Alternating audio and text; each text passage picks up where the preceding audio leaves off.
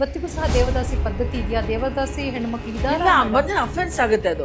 ಇಲ್ಲ, ಪದ್ಧತಿ ಇಲ್ಲ, ಪದ್ಧತಿ ನಿರ್ಮೂಲನೆ ಆಗಿದೆ. ಆದ್ರೆ ದೇವದಾಸಿಗಳು ಉಳ್ಕೊಂಡಿದ್ದಾರೆ. ವರ್ಕರ್ಸ್ ನಮ್ಮಲ್ಲಿ ಆ ಸೆಕ್ಸ್ ವರ್ಕರ್ಸ್ ಒಂದು ಸರ್ಟನ್ ಏಜ್, ಆ ಏಜ್ ಆದ್ಮೇಲೆ ಅವ್ರಿಗೆ ಎಲ್ಲಿ ಕೆಲಸ ಸಿಕ್ಕಲ್ಲ. ಧನುಶ್ರೀ ಅಂತೇಳಿ ಒಂದು ಸ್ಕೀಮ್, ಅದು HIV ಸೋಂಕಿತರು ಬಾಧಿತರು ಇಬ್ಬರಿಗೂ ಕೂಡ ನಾವು 30,000 ರೂಪಾಯಿಗಳನ್ನ ಅನುದಾನವನ್ನು ಕೊಡ್ತಾ ಇದ್ದೀವಿ. ಎಷ್ಟು ಜನ ಇದ್ದಾರೆ? ನಮಸ್ಕಾರ ವೀಕ್ಷಕರೇ, ನೀವು ನೋಡ್ತಾ ಇದ್ದೀರಿ ಸುಮನ್ ಟಿವಿ ಕನ್ನಡ. ನಾನು ಅನಿತಾ ಗೌಡ. ವೀಕ್ಷಕರೇ, ಮಹಿಳೆಯರನ್ನ ಸ್ವಾವಲಂಬಿಗಳಾಗಿ ರೂಪಿಸುವ ನಿಟ್ಟಿನಲ್ಲಿ ಕರ್ನಾಟಕ ರಾಜ್ಯ ಮಹಿಳಾ ಅಭಿವೃದ್ಧಿ ನಿಗಮದ ಪಾತ್ರ ದೊಡ್ಡದು. ಅದರಲ್ಲೂ ಮಹಿಳೆಯರನ್ನ ಆರ್ಥಿಕವಾಗಿ ಶಕ್ತಿ ತುಂಬುವಲ್ಲಿ ಹಲವು ಯೋಜನೆಗಳನ್ನು ರೂಪಿಸಿದೆ. ಹಾಗಿದ್ರೆ ಬನ್ನಿ, ಆ ಯೋಜನೆಗಳೇನು ಇದೆಲ್ಲದರ ಬಗ್ಗೆ ಮಾತನಾಡಲಿಕ್ಕೆ ನಮ್ಮ ಜೊತೆಗಿರ್ತಾರೆ ಕಾಂಗ್ರೆಸ್ ನಾಯಕಿ, ಮಾಜಿ ಮೇಯರ್ ಹಾಗೂ ಕರ್ನಾಟಕ ರಾಜ್ಯ ಮಹಿಳಾ ಅಭಿವೃದ್ಧಿ ನಿಗಮದ ಅಧ್ಯಕ್ಷರಾಗಿರ್ತಕ್ಕಂಥ ಪದ್ಮಾವತಿ ಮೇಡಮ್. ಅವ್ರನ್ನ ಕಾರ್ಯಕ್ರಮಕ್ಕೆ ಸ್ವಾಗತಿಸೋಣ. ನಮಸ್ಕಾರ. ನಮಸ್ಕಾರ ಕಾರ್ಯಕ್ರಮಕ್ಕೆ ಸ್ವಾಗತ. ಮೇಡಮ್, ಇತ್ತೀಚಿನ ದಿನಗಳಲ್ಲಿ ನಮ್ಮ ಹೆಣ್ಮಕ್ಳು ಎಲ್ಲ ಕ್ಷೇತ್ರದಲ್ಲೂ ಒಂದು ರೀತಿ ಸಾಧನೆಯನ್ನ ಮಾಡಿದ್ದಾರೆ, ಸಾಕಷ್ಟು ಸಕ್ಸಸ್ ಆಗಿದ್ದಾರೆ, ಹೆಚ್ಚೆಚ್ಚಿಗೆ ಓದ್ಕೊಂಡಿದ್ದಾರೆ. ಅದರಲ್ಲೂ 4 ಗೋಡೆಗಳ ಮಧ್ಯೆ ಇರಬೇಕು, ಅಷ್ಟೇ ಅವರ ಜೀವನ ಅನ್ನೋ ಒಂದು ಕಾನ್ಸೆಪ್ಟ್ ಇವತ್ತು ಹೊಟ್ಟೋಗಿದೆ. ಸೊ ಈ ರೀತಿಯ ಒಂದು ಹೆಣ್ಮಕ್ಳಿಗೆ ಆರ್ಥಿಕವಾಗಿ ಸ್ವಾವಲಂಬಿಗಳಾಗೋದಕ್ಕೆ ನಿಮ್ಮ ಒಂದು ನಿಗಮದಲ್ಲಿ ಯಾವ ರೀತಿಯ ಯೋಜನೆಗಳನ್ನು ರೂಪಿಸಿದೆ? ಮೇಡಮ್, ಈಗ ಒಂದು ಕಾಲ ಇತ್ತು ಹೆಣ್ಮಕ್ಳಿಗೆ ವಿದ್ಯಾಭ್ಯಾಸ ಮಾಡಿಸ್ಬಾರ್ದು ಅನ್ನೋ ಒಂದು ವರ್ಗ ಇತ್ತು.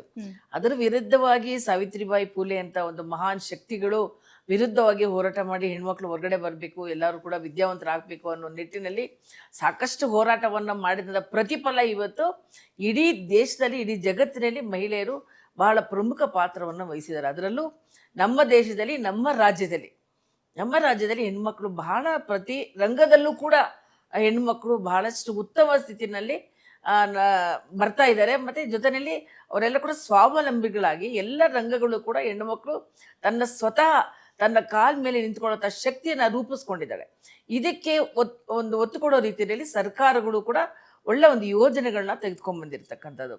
ಉದಾಹರಣೆಗೆ ಹೇಳ್ಬೇಕಂದ್ರೆ ಕರ್ನಾಟಕ ರಾಜ್ಯ ಮಹಿಳಾ ಅಭಿವೃದ್ಧಿ ನಿಗಮ ಚಿಕ್ಕದಾದರೂ ಚೊಕ್ಕದಾಗಿರ್ತಕ್ಕಂಥ ಒಂದು ನಿಗಮ. ಇದರಲ್ಲಿ 5 ಯೋಜನೆಗಳನ್ನ, ಪ್ರಮುಖವಾಗಿ 5 ಯೋಜನೆಗಳ ಮಹಿಳೆಯರಿಗೋಸ್ಕರ ಸರ್ಕಾರ ಮೀಸಲಿಟ್ಟಿರ್ತಕ್ಕಂಥದ್ದು. ಮೊದಲನೇ ಯೋಜನೆ ಉದ್ಯೋಗಿನಿ ಅಂತ ಹೇಳಿ. ಆ ಉದ್ಯೋಗಿನಿ ಯೋಜನೆಗೆ ಸರ್ಕಾರದ ವತಿಯಿಂದ 15 ಕೋಟಿ ರೂಪಾಯಿಗಳನ್ನ ನಿಗದಿಪಡಿಸಿರ್ತಕ್ಕಂಥ. ಇಡೀ ರಾಜ್ಯದಲ್ಲಿ ನಮಗೆ 83,000 ಅಪ್ಲಿಕೇಶನ್ಸ್ ಬಂದಿರತಕ್ಕಂಥದ್ದು. ಆ 83,000 ಅಪ್ಲಿಕೇಶನ್ನ ಎಲ್ಲ ಜಿಲ್ಲೆಗಳಿಗೂ ಕೂಡ ಪ್ರಾತಿನಿಧ್ಯವನ್ನು ಕೊಡ್ತೇವೆ ನಾವು. ಮತ್ತು ಆ ಜಿಲ್ಲೆಯಲ್ಲಿ ಯಾರು ಹೆಣ್ಮಕ್ಳು ಸ್ವಾವಲಂಬಿಗಳಾಗಬೇಕು, ಸ್ವಾಭಿಮಾನಿಗಳಾಗಿ ಅವರ ಜೀವನವನ್ನು ಅವ್ರು ರೂಪಿಸ್ಕೊಳ್ಳೋಂಥ ಒಂದು ಶಕ್ತಿ, ಆ ಒಂದು ಶಕ್ತಿನ ಕೊಡುವಂಥ ಶಕ್ತಿ ನಮ್ಮ ಮಹಿಳಾ ಅಭಿವೃದ್ಧಿ ನಿಗಮ ಮಾಡ್ತಾ ಇದೆ. ನಾವು ಆ ಉದ್ಯೋಗಿನಿ ಒಂದು ಯೋಜನೆ ಅಡಿಯಲ್ಲಿ 3 ಲಕ್ಷ ರೂಪಾಯಿಗಳನ್ನ ಒಂದು ಮಹಿಳೆಯರಿಗೆ ಕೊಡ್ತಾ ಇದ್ದೀವಿ. ಅಪ್ಲಿಕೇಶನ್ ಕಾಲ್ ಫಾರ್ ಮಾಡ್ತೀವಿ ನಾವು, ಅದೆಲ್ಲ ಸ್ಕ್ರೂಟಿನಿ ಆಗುತ್ತೆ. ಪ್ರೊಸೀಜರ್ ಪ್ರಕಾರ ಏನಾಗಬೇಕಂತ ಭಾಳ ಟ್ರಾನ್ಸ್ಪರೆನ್ಸಿಯಿಂದ ಎಲ್ಲ ಕೂಡ ಆನ್ಲೈನ್ ಇರುತ್ತೆ. ಅಪ್ಲಿಕೇಶನ್ಸ್ ಎಲ್ಲ ಕೂಡ ಆನ್ಲೈನ್ ಇರುತ್ತೆ. ಅವ್ರ ಅಪ್ಲಿಕೇಶನ್ಸ್ ಹಾಕ್ತಾರೆ, ಅದನ್ನೆಲ್ಲ ಸ್ಕ್ರೂಟಿನಿ ಮಾಡಿ ಒಂದು ವ್ಯಕ್ತಿಗೆ 3 ಲಕ್ಷ ರೂಪಾಯಿ ಕೊಡುವಂಥದ್ದು. ಅದರಲ್ಲಿ 90,000 ರೂಪಾಯಿ ಸಬ್ಸಿಡಿ ಇರುತ್ತೆ. ಇನ್ನು 2,10,000 ರೂಪಾಯಿ ಸಾಲ ಮಾತ್ರ ಅವರು ಮತ್ತೆ ವಾಪಸ್ ನಿಗಮಕ್ಕೆ ಕೊಡುವಂಥ ಒಂದು ವ್ಯವಸ್ಥೆ. ಅದರಲ್ಲಿ ಒಂದು ಯೂನಿಟ್ನ ಪ್ರಾರಂಭ ಒಂದು ಬ್ಯೂಟಿ ಪಾರ್ಕ್ ಕ್ಲಾಸ್ ಮಾಡ್ಕೋಬೋದು, ಸಣ್ಣದೊಂದು ಗೌರ್ಮೆಂಟ್ಸ್ ಮಾಡ್ಕೋಬೋದು, ಪ್ರಾವಿಷನ್ ಸ್ಟೋರ್ ಇಟ್ಕೋಬೋದು. ಈ ಥರ ಬೇಕಾದಷ್ಟು ಅವರು ಸ್ವಯಂ ಉದ್ಯೋಗಿಗಳಾಗಿ ಜೀವನ ಸಾಗಿಸೋದಕ್ಕೆ ಸರ್ಕಾರ ಒತ್ತು ಕೊಡ್ತಾ ಇರ್ತಕ್ಕಂಥ ಈ ಒಂದು ಯೋಜನೆಗೆ ಉದ್ಯೋಗಿನಿ ಅಂತ ಹೇಳ್ತೀವಿ. ಅಂದರೆ ಈ ಮೊದಲನೇ ಯೋಜನೆಯಲ್ಲಿ ನಂದೊಂದು ಪ್ರಶ್ನೆ ಇದೆ ಮೇಡಮ್. ಯಾಕಂತ ಹೇಳಿದ್ರೆ ಇವತ್ತು ನಮ್ಮ ಹೆಣ್ಣುಮಕ್ಕಳು ಹಳೆ ಕಾಲದ ಹೊಲಿಗೆ ಮಿಷನ್, ಬ್ಯೂಟಿ ಪಾರ್ಲರ್ ಈ ಥರದ್ದೇ ಅಲ್ಲ, ಆಧುನಿಕತೆ ಬೆಳೀತಾ ಇದೆ, ತಂತ್ರಜ್ಞಾನ ಬೆಳೀತಾ ಇದೆ. ಇವತ್ತು ಹೆಣ್ಮಕ್ಳು ಹೆಚ್ಚೆಚ್ಚಿಗೆ ಓದ್ಕೊಳ್ತಾ ಇದ್ದಾರೆ. ಸೊ ಇಂಥ ಹೆಣ್ಮಕ್ಳು ಸ್ವಾವಲಂಬಿಗಳಾಗಿ ಬದುಕೋದಿಕ್ಕೆ ಏನಾದರೂ ಅನುಕೂಲ ಇದೆಯಾ ಯೋಜನೆ? ಖಂಡಿತ ಇದೆ ಮೇಡಮ್. ವುಮೆನ್ ಎಂಟರ್ಪ್ರಿನರ್ಸ್ ಇದ್ದಾರೆ ನಮ್ಮಲ್ಲಿ. ವುಮೆನ್ ಎಂಟರ್ಪ್ರಿನರ್ಸ್ಗೂ ಕೂಡ ವುಮೆನ್ ಟ್ರೈನಿಂಗ್ ಕ್ಯಾಂಪ್ಸ್ ಅಂತ ಕೊಡ್ತಾ ಇದೀವಿ. ವುಮೆನ್ ಟ್ರೈನಿಂಗ್ ಪ್ರೋಗ್ರಾಮ್ಸ್ ಅಂತ WTP ಅಂತ ಹೇಳ್ತೀವಿ.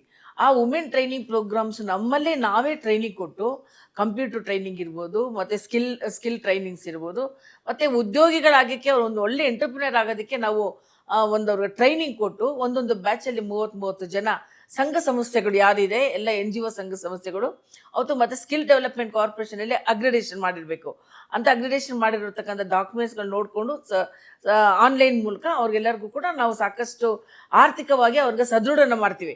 ಸೊ ಅದು ಮತ್ತೆ ಅವ್ರು ವಾಪಸ್ ಕಟ್ಟಂಗಿರಲ್ಲ. ಆ WTPನಲ್ಲಿ ಉದ್ಯೋಗಿನಲ್ಲಿ ಕಟ್ತಾರೆ, ಆದರೆ WTP ವುಮೆನ್ ಟ್ರೈನಿಂಗ್ ಪ್ರೋಗ್ರಾಮ್ಸ್ ಅಂತ ಏನಿದೆ ನಾವು ಮಾಡ್ತಾ ಇದೀವಿ, ಅದರಲ್ಲಿ ಹೆಣ್ಣು ಮಕ್ಕಳಿಗೆ ಟ್ರೈನಿಂಗ್ ಮಾಡೋದೇ ಇದೊಂದು ಪ್ರೋಗ್ರಾಮ್.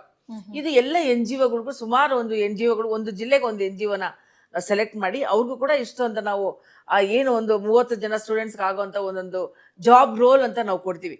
ಅದನ್ನ ಟ್ರೈನಿಂಗ್ ಮಾಡಿ ಅವ್ರಿಗೆ ಸ್ಟೈಫಂಡ್ ತರ ಕೊಟ್ಟು ಅವ್ರ ಹೆಣ್ಮಕ್ಳನ್ನ ಎಂಟರ್ಪ್ರಿನರ್ಸ್ ಮಾಡೋದಕ್ಕೆ ಅವರು ಪ್ರೋತ್ಸಾಹ ಕೊಟ್ಟು ಮುಂದೆ ಕಳಿಸ್ಕೊಡ್ತಾರೆ. ಸೊ ಇದು ಕೂಡ ಒಂದು ಪ್ರೋಗ್ರಾಮ್ ನಮ್ಮಲ್ಲಿ. ಮೂರನೇದಾಗಿ ನಮ್ಮಲ್ಲಿ ಇರ್ತಕ್ಕಂಥ ಪ್ರೋಗ್ರಾಮ್ ಮಾಜಿ ದೇವದಾಸಿಯರು. 1984 ಮಾಜಿ ದೇವದಾಸಿಯರು ಇರಾಡಿಕೇಶನ್ ಆಗಿದೆ ಸರ್ಕಾರದಲ್ಲಿ. ಅವ್ರನ್ನ ದೇವದಾಸಿ ಆ ಪದ್ಧತಿನ ನಿರ್ಮೂಲನೆ ಮಾಡಬೇಕು ಅಂತೇಳಿ ಇಡೀ ದೇಶಾದ್ಯಂತ, ಅದರಲ್ಲೂ ನಮ್ಮ ರಾಜ್ಯದಲ್ಲಿ, ಹೆಚ್ಚಿರ್ತಕ್ಕಂಥ ರಾಜ್ಯದಲ್ಲಿ ಇದನ್ನ ಒಂದು ನಿರ್ಮೂಲನೆ ಮಾಡಬೇಕು ಅಂತ ಒಂದು ಪದ್ಧತಿನ ನಿಲ್ಲಿಸಿದ್ರು. ಅದಾದ ನಂತರ 1993 ಅವ್ರನ್ನೆಲ್ಲ ಕೂಡ ಸರ್ವೆ ಮಾಡ್ತು ಸರ್ಕಾರ. ಸರ್ವೆ ಮಾಡಿ ಅವ್ರಿಗೆಲ್ಲ ಒಂದು ಪುನರ್ವಸತಿ ಕಲ್ಪಿಸ್ಕೊಡ್ಬೇಕು ಅಂತೇಳಿ ಒಂದು ಯೋಜನೆಯನ್ನು ಮಾಡಿ ಆ ಯೋಜನೆಯನ್ನ ಅಭಿವೃದ್ಧಿ ನಿಗಮಕ್ಕೆ ಕೊಟ್ರು. ಆ ಯೋಜನಾ ಮುಖಾಂತರವಾಗಿ ಅವ್ರಿಗೆಲ್ಲರಿಗೂ ಕೂಡ 30,000 ರೂಪಾಯಿಗಳ ಸಾಲದ ಸೌಲಭ್ಯವನ್ನು ಕೊಡ್ತೀವಿ. ಮತ್ತೆ ಪ್ರತಿ ತಿಂಗಳು ಕೂಡ ಅವ್ರಿಗೆ 1,500 ರೂಪಾಯಿ ಕೊಡ್ತಾ ಇದ್ರು. ಈಗ ಸಿದ್ದರಾಮಯ್ಯ ಸಾಹೇಬರು ಮತ್ತೆ DK ಶಿವಕುಮಾರ್ ಸಾಹೇಬರ ಒಂದು ಆಡಳಿತದಲ್ಲಿ ಮತ್ತೆ ಅವ್ರಿಗೆಲ್ಲರೂ ಕೂಡ 500 ರೂಪಾಯಿ ಜಾಸ್ತಿ ಮಾಡಿ ಪ್ರತಿ ತಿಂಗಳು ಕೂಡ ಇರ್ತಕ್ಕಂಥ 38,000 ಜನ ಮಾಜಿ ದೇವದಾಸರು ಏನಿದ್ದಾರೆ ನಮ್ಮ ರಾಜ್ಯದಲ್ಲಿ, ಅಷ್ಟೋ ಜನಕ್ಕೂ ಕೂಡ ಪ್ರತಿಯೊಬ್ಬರಿಗೆ 2,000 ರೂಪಾಯಿ ತರ ಮಾಸಿಕ ಪಿಂಚಣಿಯನ್ನ ನಾವು ಕೊಡ್ತಾ ಇದ್ದೀವಿ. ನಾನು ಸುಮಾರು 21 ಜಿಲ್ಲೆನ ಪ್ರವಾಸ ಮಾಡಿದ್ದೇನೆ.